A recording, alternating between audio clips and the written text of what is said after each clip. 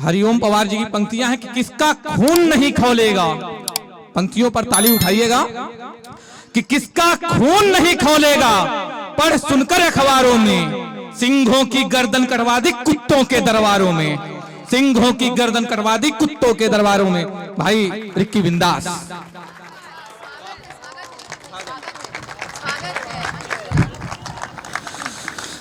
माँ सरस्वती को प्रणाम करता हूँ, समय है नहीं, आप लोगों की उपस्थिति को प्रणाम करता हूँ। एक बार अपने लिए ताली बजाइए, बहुत अच्छा सुन रहे हैं आप लोग। अंतिम समय है, बस 5 मिनट आपके बीच हूँ। 5 मिनट में 50 मिनट की पारी खेलना है और जल्दी से जल्दी, क्योंकि मेरे बाद 2 लोग और हैं, जो समय शेष है उसमें निपटाना है। और सभी ने बहुत अच्छा पढ़ा। मैं भगत सिंह जी की इन पंक्तियों से हमेशा अपनी शुरुआत करता हूँ। भगत सिंह जी ने लिखा कि मेरी कलम मेरे जज्बातों से इस कदर वाकिफ है, मेरी कलम मेरे जज्बातों से इस कदर वाकिफ है कि मैं इश्क भी लिखूं तो इनकलाब हो जाता है, मैं इश्क भी लिखूं तो इनकलाब हो जाता है। अपना परिचय खड़ा करता हूं कि मैं क्या हूं, क्या लिखता हूं।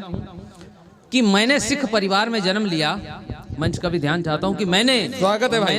मैंने सिख परिवार में जन्म लिया, 10 गुरुओं में मेरी जान है, पर मैं भारत का वासी हूं और मेरा भारत महान है। मुश्किल हुई कोई खड़ी तो, अगर जरूरत आन पड़ी तो, अपने लहू का कतरा कतरा देश को दान भी दे दूंगा मैं। मेरे देश के ऊपर अगर डाली किसी ने बुरी नजर, तरकस से निकाल कर तीर, तुरंत तुम्हारी जान भी ले लूंगा मैं। ये दिल दीवाना है देश का और ये देशभक्ति समुंदर से गहरी है। जात पात धर्म कर्म सब बाद में, मेरे लिए तो सुन लो राष्ट्र सर्वोपरि है। मेरे लिए तो सुन लो राष्ट्र सर्वोपरि है। बहुत अच्छा सुन रहे हैं आप लोग, बहुत अच्छा सुन रहे हैं। 4 पंक्तियां सुनिए, बहुत कम समय आया है मेरे हिस्से में। कि वो जमी, आज जो देश का हाल है, कि मैं जल्दी जल्दी सुनाता हूं कि वो जमी पावन है पवित्र है जहां बहती गंगा हो। वो जमी पावन है पवित्र है जहां बहती गंगा हो।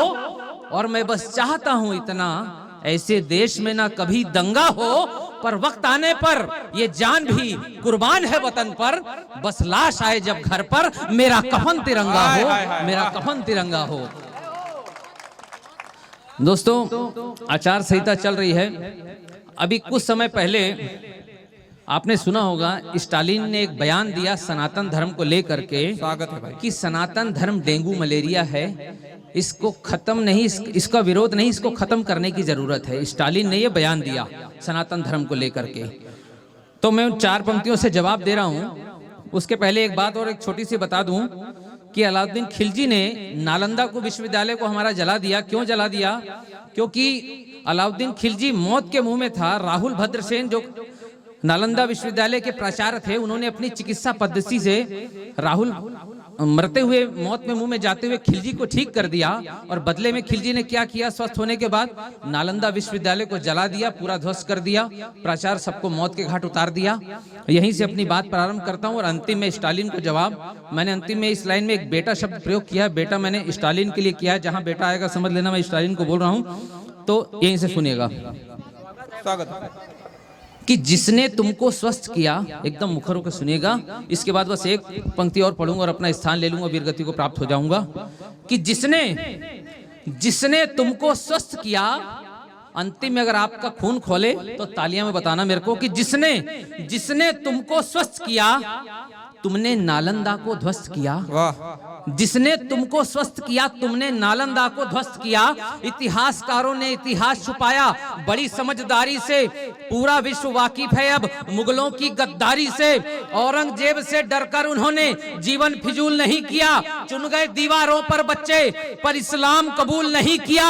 और मुगलों ने कोई कमी न छोड़ी हिंदुओं को सताने में, जुल्म की सारी सीमा तोड़ी, जोर लगाया सनातन को मिटाने में।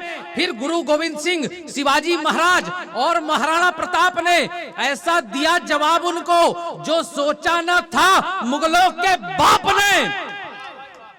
शिवाजी का इस मिट्टी से बड़ा अटूट नाता था, महाराणा की छाती से टकराकर भाला भी टूट जाता था। घास की रोटी खाकर लड़ता, कुछ तो उसमें बात थी। अकबर, बाबर, खिलजी, मिलजी, इनकी क्या औकात थी। और शक्ति की कोई तुलना नहीं, शक्ति की कोई तुलना नहीं। राणा का रूप निराला था, जितने किलो का अकबर था उतने किलो का भाला था।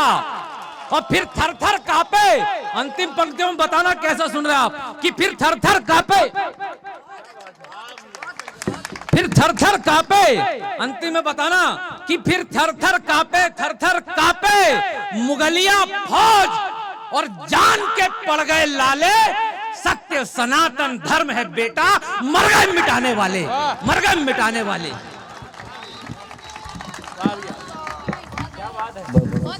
समय कम है भाई,